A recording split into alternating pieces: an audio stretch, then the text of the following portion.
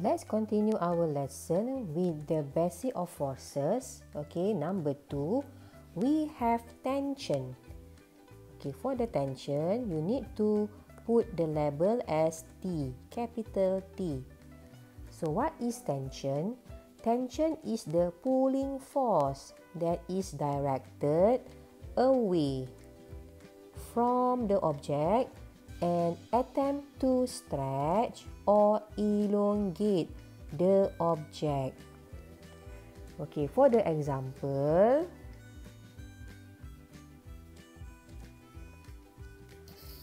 okey, contoh dekat sini saya menggunakan contoh menarik telinga.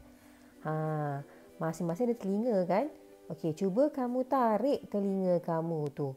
Apa yang kamu akan rasa bila kamu menarik telinga kamu tu? Kamu akan rasa sakit, betul kan? Maksudnya yang rasa sakit tu sebenarnya itu adalah daya tension ataupun daya tegangan yang kita kenakan pada telinga. Kan, contohnya kalau mak kamu tarik telinga kamu, kamu akan rasa sakit. Yang sakit tu sebenarnya ialah tension. Okey, so arah T ataupun arah tension ni must come out from the object. So means that arah T ni mestilah keluar daripada telinga kamu. Okey, contoh kat sinilah. Kalau kamu tarik telinga kamu tu, kamu akan dapati ini arah bagi T. Okey, ini arah bagi tension T. Okey, ini contoh. Alright. Okay, so what is the quantity for the tension? Of course lah, you akan dapat vector quantity. And the SI unit is kg meter per second or Newton. So now, let's move to the example. Okay, in the diagram given, I have case number 1. Okay, the situation is horizontal surface. Okay, consider a box of mass M is pulled by using a light string along a horizontal surface as shown in figure. Okay, untuk soalan ni ataupun untuk kes ni kita ada satu objek diletakkan pada permukaan melintang lah ya. Permukaan rata lah kat sini ya. Okey, kamu kenakanlah satu daya iaitu kita ada satu tali lah. Okey, kita akan tarik tali ini. Okey, so apa akan berlaku? Wujudnya daya tegangan. Okey, ada tension lah kat situ ya. So now how to sketch the free body diagram to show that you have the tension. Okay, now as usual for the case number 1, I will sketch the X and Y axis. Okay, number 2, I will put the object or the box here as a point. Okay, point of object. Letakkan titik saja ya kat sini. Okay, so dekat titik ni sebenarnya kita akan keluarkanlah daya-daya yang terlibat. Okay, untuk kes pertama nak tunjukkanlah yang kita ada tension T. So, how to draw it? Kamu ikut je arah daya seperti pada gambar rajah. Kamu akan dapat arah tension tu ialah ke kanan. Okay, you just put the arrow and label it as T. Okay, make sure arah tension ni dia mesti keluarlah daripada objek. Okay, ini case untuk nombor 1. Okay, kita pergi pula pada case nombor 2 yang kita ada puli. Okey, untuk puli ni dia melibatkan dua objek. Satu di atas meja dan satu di gantung ya. So mana puli? Kamu akan dapat ini puli ya. Ni puli. So dekat puli nanti kita akan ada tali lah yang akan menyambungkan ya ataupun menghubungkan kedua-dua objek 5 kg dan juga 9 kg inilah. Alright, so kita akan lukis ataupun kita akan lakarkan free body diagram. Okey, untuk kes ni kita ada dua objek. So kamu kena ambil satu free body diagram untuk satu objek. Okey, jangan campurlah ya. So, kita akan lukiskan dulu yang pertama untuk 5 kg. Okey, I put here as 5 kg lah. Okey, on the table. So kita consider that you have the point of object, letak dekat origin Ini objek kita lah. Okey. So untuk objek yang atas permukaan ini, kita dapati ada satu daya T. Okey, kat mana daya T tu? Yang kamu ada tali ni dekat sini ya. Okey. So ikut je arah yang kita ada pada gambar raja tu. So kamu akan lukiskan ataupun lakarkan arah daya untuk T ni adalah ke kanan. Letak anak panah ya. Okey, label lah T. Okey, ini untuk 5 kg. Okey, seterusnya kita akan lukis ataupun lakarkan pula untuk objek 9 kg. Okey, yang tergantung ya. Ini free body diagram yang kedua. Okey, saya akan declare lah objek ni sebagai satu titik. You put at the origin Okey, untuk kes ni yang tergantung ni talinya akan berada pada paksi Y. Okey, bermaksud kita akan lukis daya T ni di paksi Y. Okey, dan daya T ni mestilah keluar daripada objek. So kamu akan lukis dia ke atas kat paksi Y ni lukis ke atas. Okey, kamu labelkan dia sebagai T. Okey, kenapa kita label kedua-duanya ini sebagai T? Okey, sebab kita masih menggunakan tali yang sama. Okey, kamu menggunakan tali yang sama untuk menghubungkan objek 9 kg atas meja ni dengan 5 kg. 5 kg on the table and 9 kg yang tergantung ni lah. You are still using the same rope, the same string. Okay, that's why kita akan label dekat sini. Kedua-duanya mempunyai tegangan ataupun tensionnya iaitu T. Okay, ini adalah kes yang kedua. Okay. Alright, sambung. Kita akan masuk pula kepada kes yang ketiga. Okey, saya gunakan sajalah paksi XY saya yang sama di sini ya.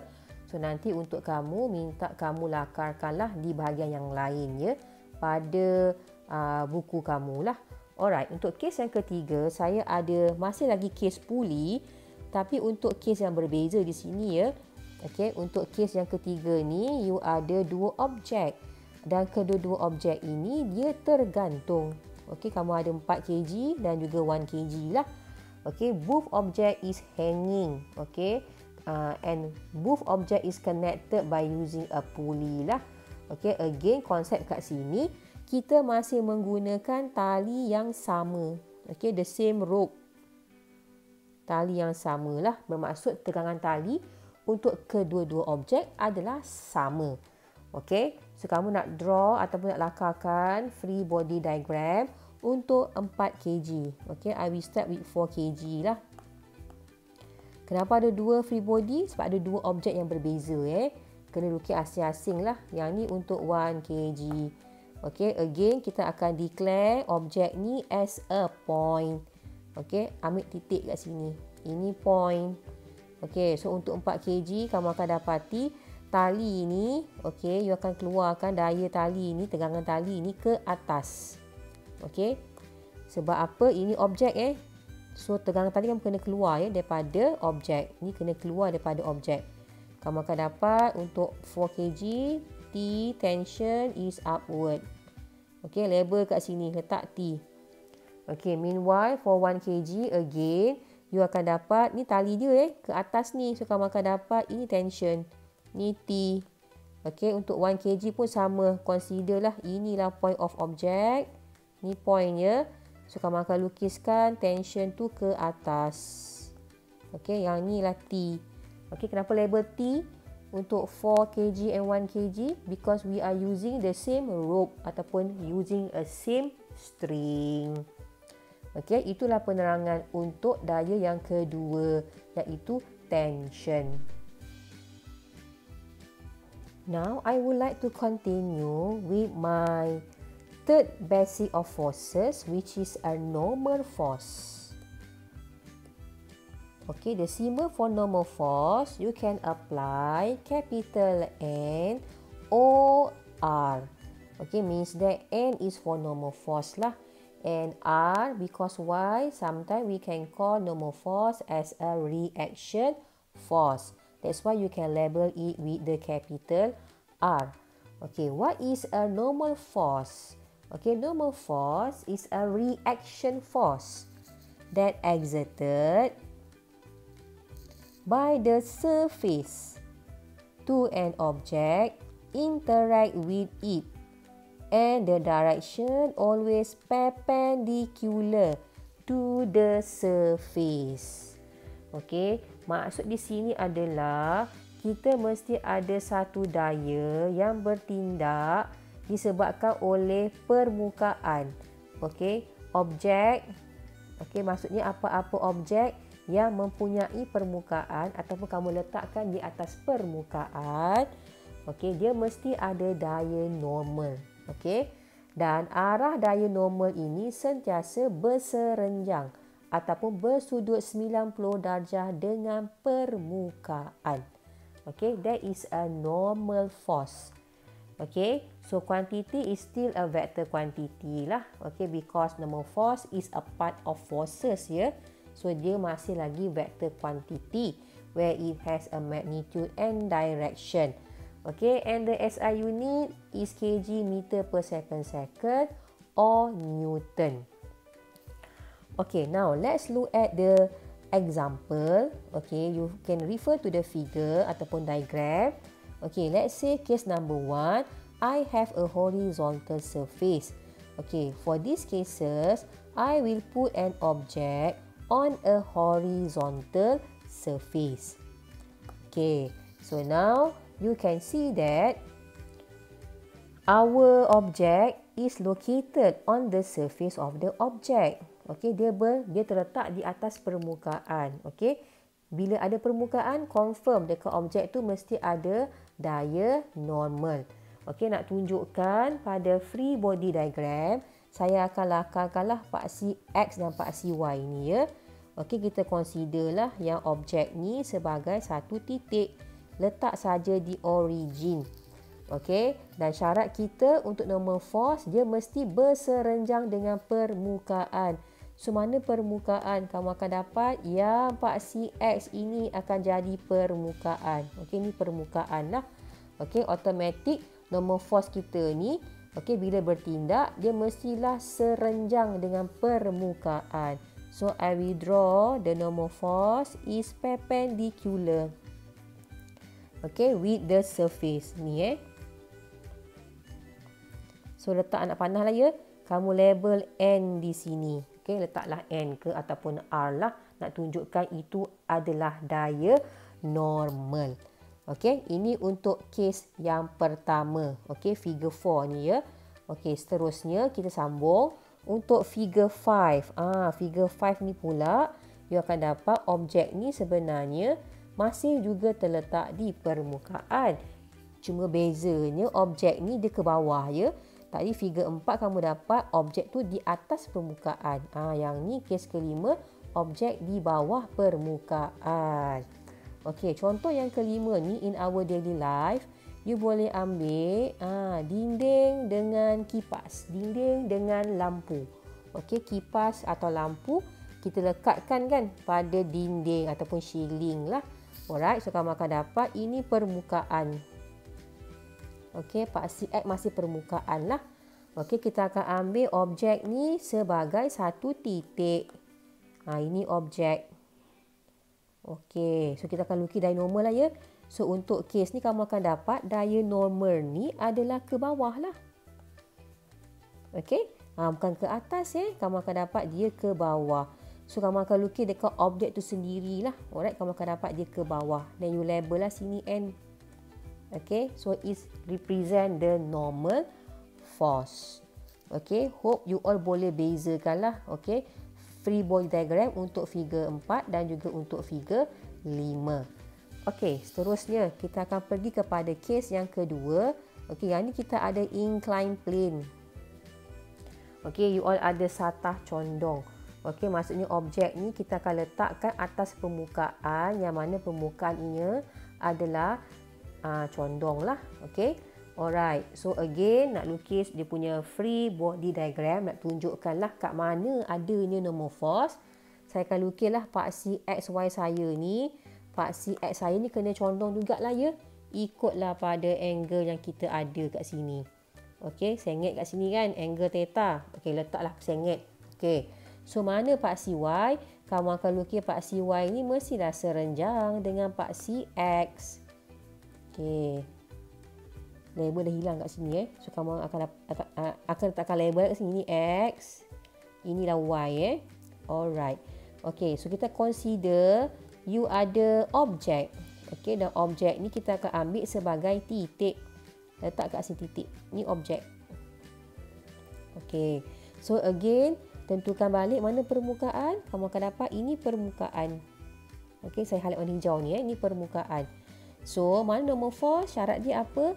Normal force ni mestilah berserenjang dengan permukaan. Automatik kamu akan dapat paksi Y ni yang ada normal force ya.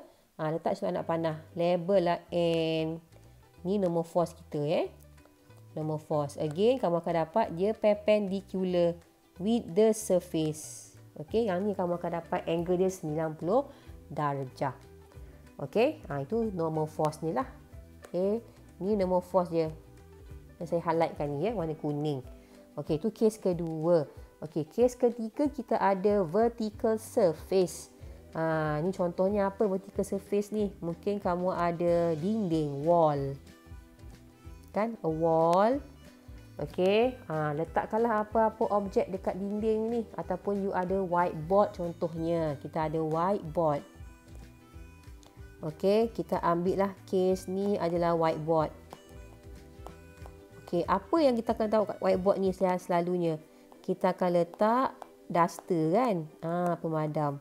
So, boleh anggap objek ni adalah duster. Ni duster.